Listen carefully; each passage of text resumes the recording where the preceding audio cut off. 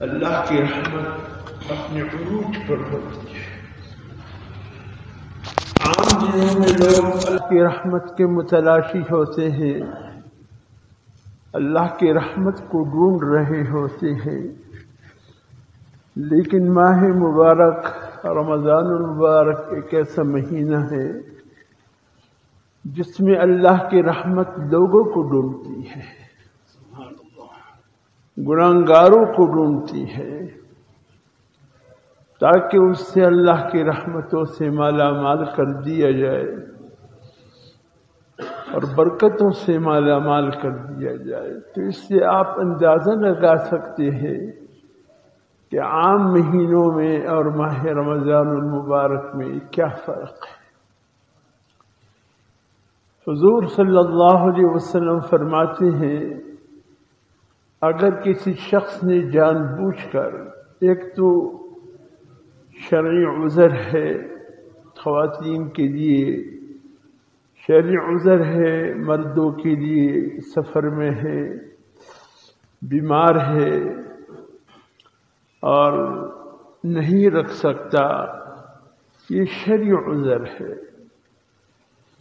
فرمایا بغیر کسی شرعی عذر کے، کوئی شرعی عذر نہیں ہے، اور پھر بھی ماہ رمضان المبارک کی روزے کو کالے یعنی نہ رکھے، اگر اس کے بعد پورے سال بھی رمضان یعنی روزہ رمضان المبارک کی ایک روزے کی بدلے میں رکھنا چاہے، پورے سال کے روزے بھی اس ایک روزے کا مداوع نہیں بن سکتا، اس لیے کہ وہ قرض تو ادا ہو جائے گا، لیکن وہ جو خیر و برکات ہے وہ کہاں سے لائے گا؟ جیسے ایک اللہ والے کے متعلق آتا ہے، حضرت مولانا ادریس مرتی رحمۃ اللہ علیہ نے اپنی مشہور تصنیف میں لکھا ہے، ایک اللہ والا انتہائی عذر کی وجہ سے باجماعت نماز اس کی رخصت ہو گئی، اور وہ عذر کیا تھا کہ اس کے بیٹے کا انتقال ہوا تھا، اس کے تجہیز و تکفین میں لگا تھا، تو اس وجہ سے جماعت کی نماز اس کی رہ گئی۔ جب اس نے دیکھا کہ جماعت کی نماز چلی گئی، اب کسی مسجد میں بھی جماعت عصر کی یا مغرب کی تھی غالباً، تو وہ جماعت مجھ سے رخصت ہو گئی، یہ بھی سنا کہ ایک جماعت کی نماز کے بدلے میں اللہ پاک 27 نمازوں کا اجر عطا فرماتے ہیں، ذالک فضل اللہ یؤتیہ من یشاء، ہو سکتا ہے اس سے بھی زیادہ، یہ تو نیت پر ہوتا ہے۔ تو اس اللہ والے نے 27 مرتبہ وہ نماز دہرا دی کہ چلو 27 درجے اللہ پاک ثواب عطا فرماتے ہیں، میں اس نماز کو 27 مرتبے دہراتا ہوں۔ آواز آئی، اے فلانے، وہ تو ٹھیک ہے، آپ نے 27 مرتبہ نماز تو دہرا دی، لیکن وہ جو فرشتوں کا آمین ہے وہ کہاں سے ملے گا؟ یعنی حضور صلی اللہ علیہ وسلم فرماتے ہیں، جب امام غیر المغضوب علیہم ولا الضالین کہتا ہے اور مقتدی اس پر آمین کہتے ہیں، تو اس وقت فرشتے بھی آمین کہتے ہیں۔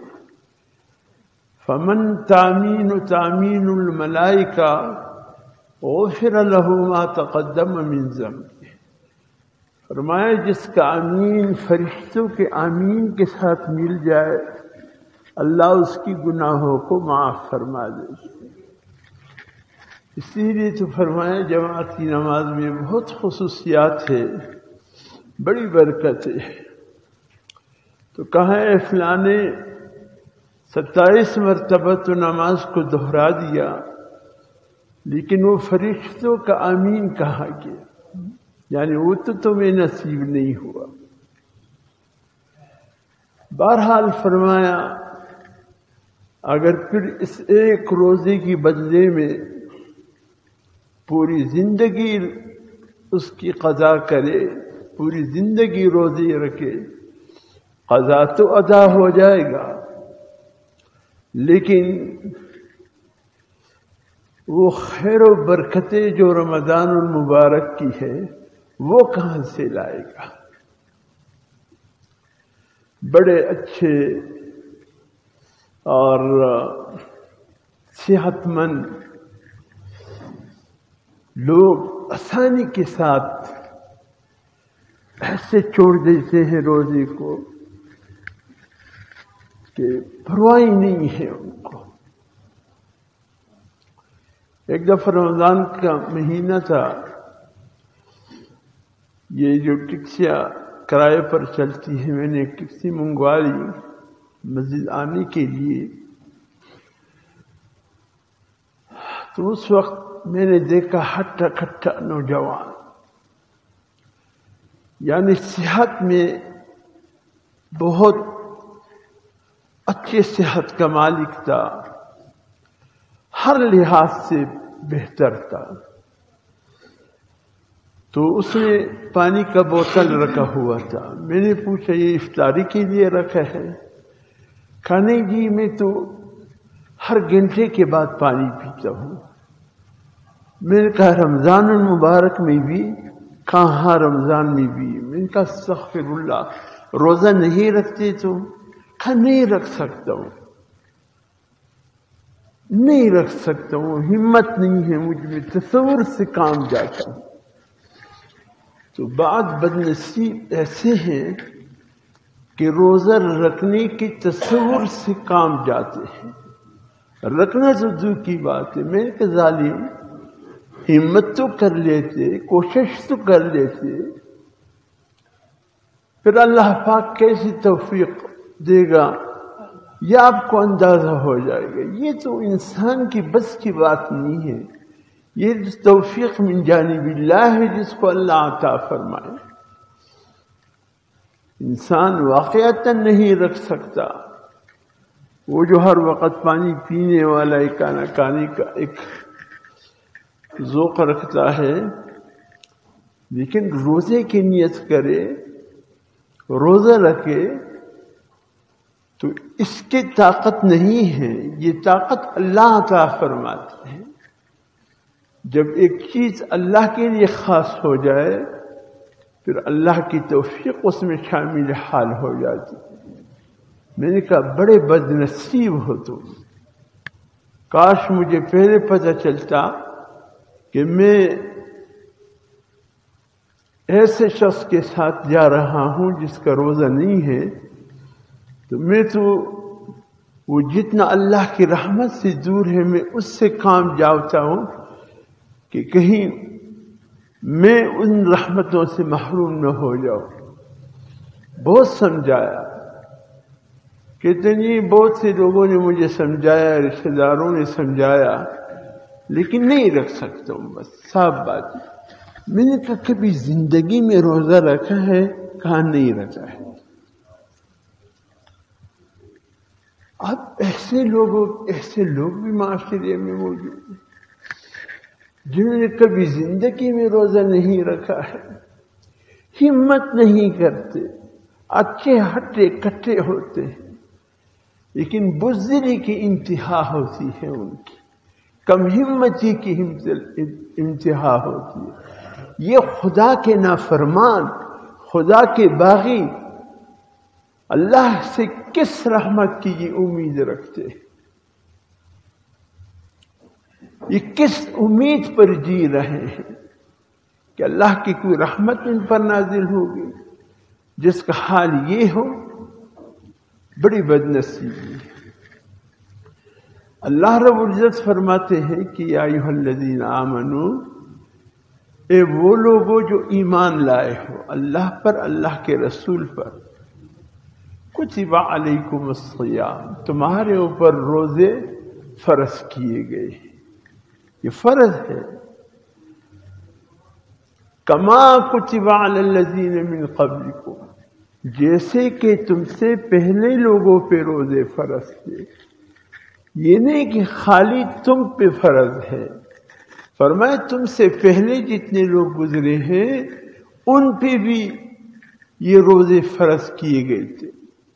اب یہ اور بات ہے، جس طریقے سے شریعتیں مختلف رہیں، قرآن حکیم کے پارہ نمبر 25 میں اللہ پاک نے سورۃ شورا میں انبیاء علیہ السلام کا ذکر فرمایا، اور ساتھ میں یہ ذکر فرمایا ہر ایک کو مختلف طور پر اللہ نے شریعت ادا کیا ہے۔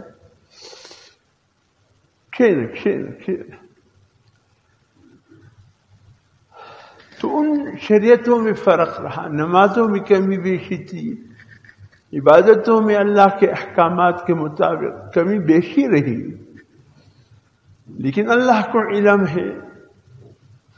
اللہ پاک نے جیسے موسیٰ علیہ السلام نے فرمایا تھا، جب حضور صلی اللہ علیہ وسلم واپس آئے آخری مرتبہ تو موسیٰ علیہ السلام نے کہا اب کیا ہوا؟ حضور صلی اللہ علیہ وسلم نے فرمایا اب 5 نمازیں فرض کیے گئے، فرمایا پڑھیں گے تیری امت کے لوگ 5 نمازیں، لیکن ثواب 50 کا ملے گا۔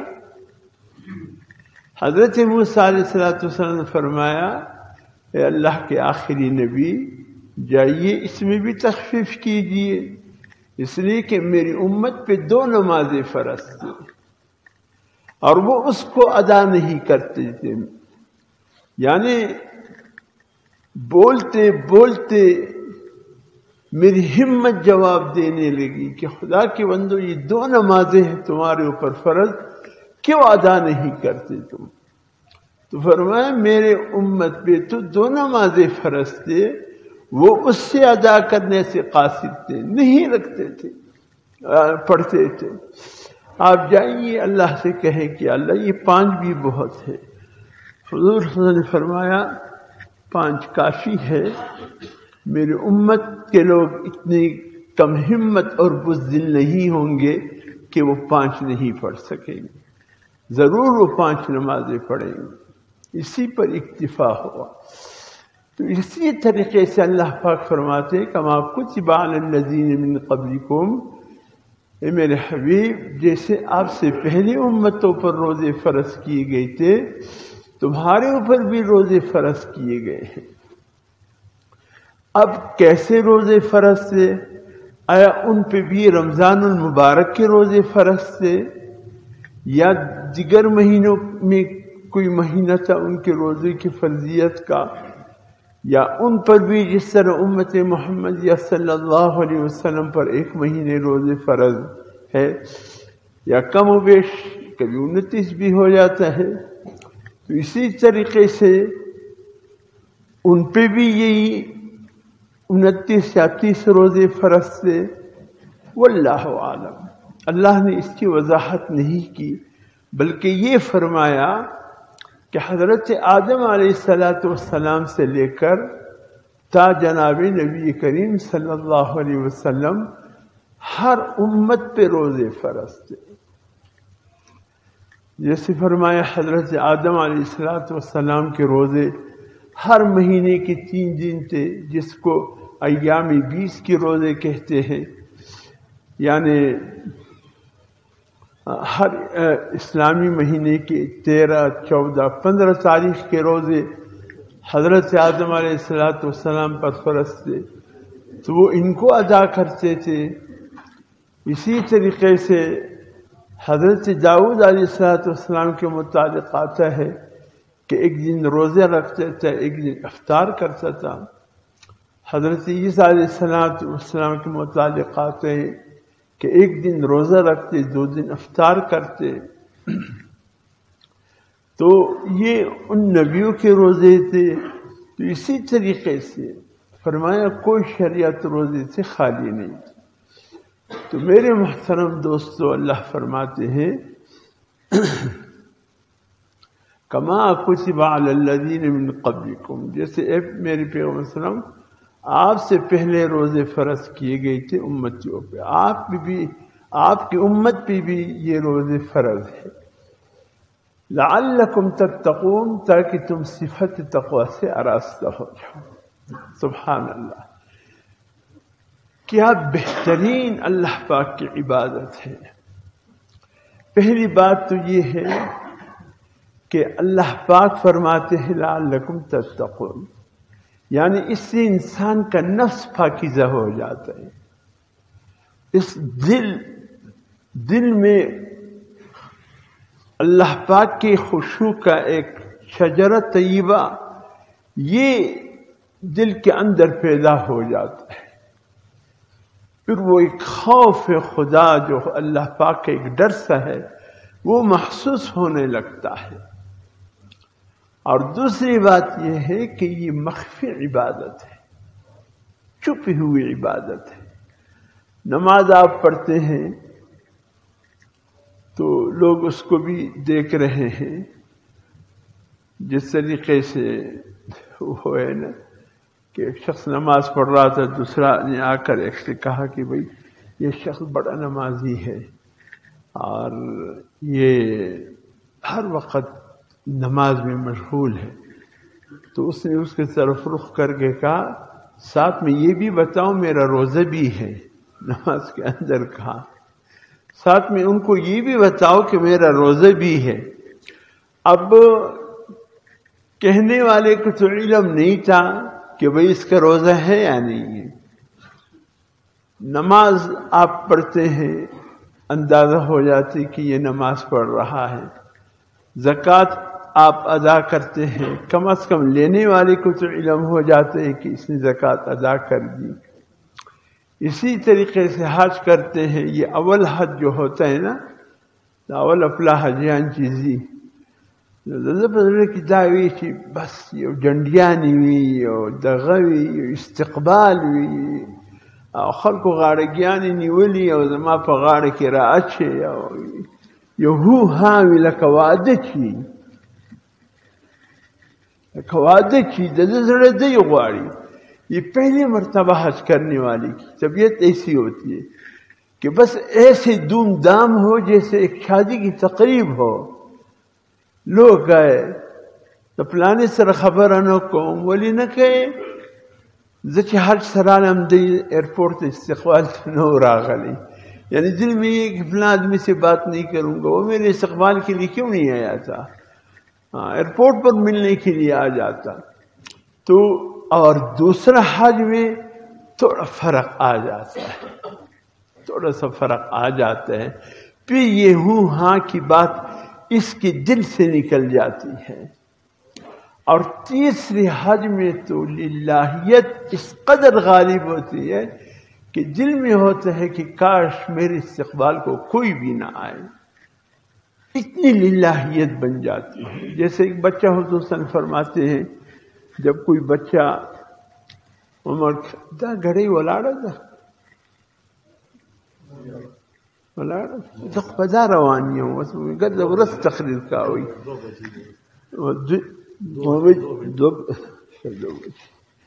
ښځې چې زه په خبر سوم که زه په دا روان یم۔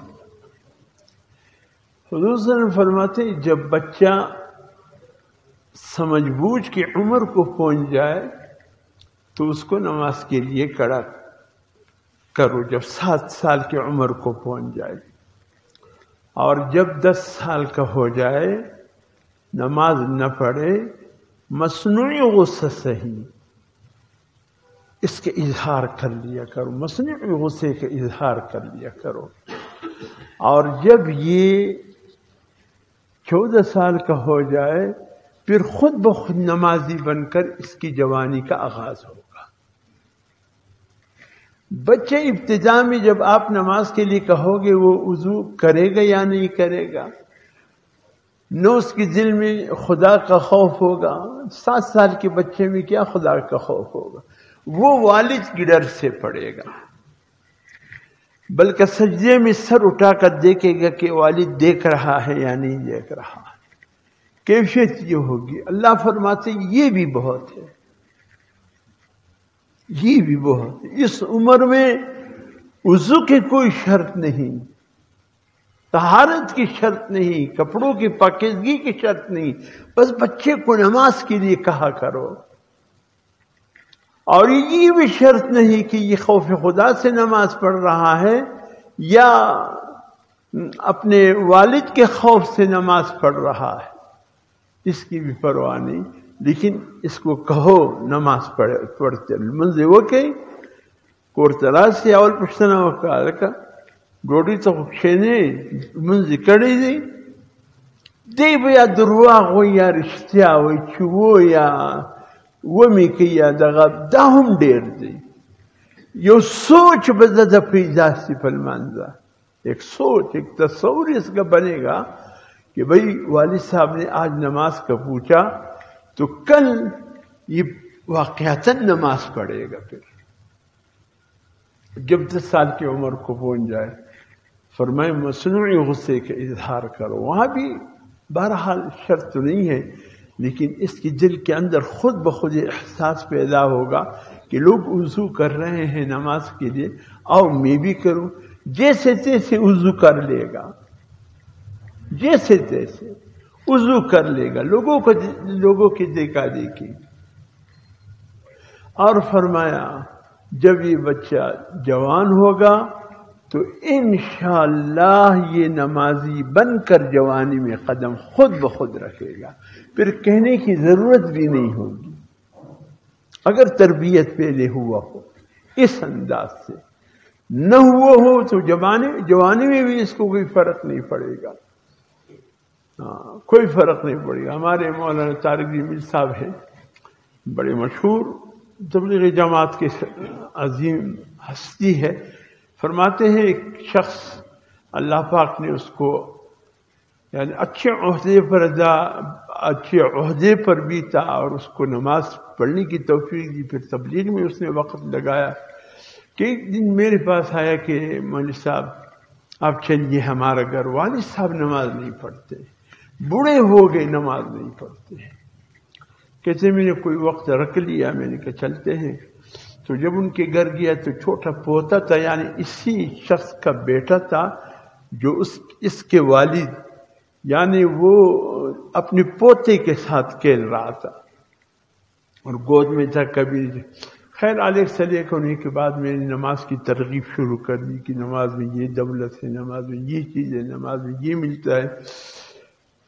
تو کہنے لگا مولوی صاحب بس میں نے بھی اب عہد کر لیا کہ میں نماز پڑھوں گا، لیکن میرے یہ پوتا جب حافظ قرآن بن جائے گا پہلی نماز اس کے پیچھے پڑھوں گا. میرے یہ پوتا جس وقت 3-4 سال کا تھا کہا جب یہ حافظ قرآن بن جائے تو پہلی نماز میں اس کے پیچھے پڑھوں گا. تو طبیعت نہیں بنی ہے نماز کی. نماز کی طرف جب ابتدا میں ایک رجحان نہ بنے آخر میں جا کر پھر ایسے ہی ہوتا ہے. بوڑھا ہو جائے گا لیکن سب کچھ ٹھیک ٹھاک رکھے گا لیکن نماز کی طرف اس کا دھیان ہی نہیں ہوگا. تو اس لیے میرے محترم دوستو یہ مہینہ بہت عظیم مہینہ آ رہا ہے، بہت خیر و برکت کا مہینہ آ رہا ہے. اس کو بوجھ مت سمجھ. نسواریانو تی ته وایم دا نسوار څه کم کوي، خاص کر هغه چې په دغه کې راواخي او یو پاو نسوار خولې ته ور واچوي، په هغه خو بیا بیخي بدحالي. دا لږ شی دی دا بیا هم څه ګزاره وکړي، دا یو پاو چې دا په لاس کې ور واچوي او خولې ته ور واچوي دا خطرناکه دی. نو ده سره خو که سره خبره نه کېږي، ګایدل مشکل دی. ځان کنٹرول کئی، وسلہ کنٹرول کئی. نسوار کی تعداد کو کم کرو، اس کے استعمال کم کرو، آہستہ آہستہ ختم کرو. ہمارے والد صاحب کہا کرتے تھے اللہ پاک مغفرت فرمائے، اسی منبر پر کہا کرتے تھے ان کو تو اتنی نفرت تھی نسوار سے ویسے تو نفرت کی چیز ہے، حرام تو نہیں کہہ سکتے ہم، مباح کہہ سکتے، لیکن ان کو اتنی نفرت تھی، وہ کہتے یہ جہنمیوں کا گو ہے،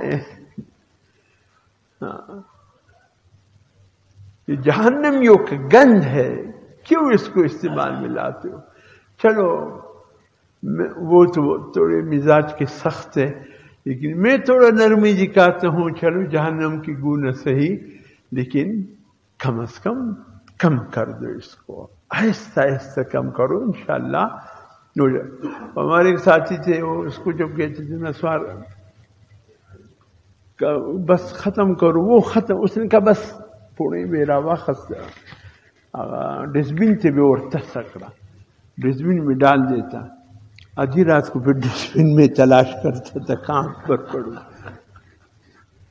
ایسی ظالم چیزیں مجھے پتہ نہیں اس میں کتنا نشہ ہے کیا ہے، وہ ڈسٹبن میں تلاش کر کے رکھ دیتا چپکے سے۔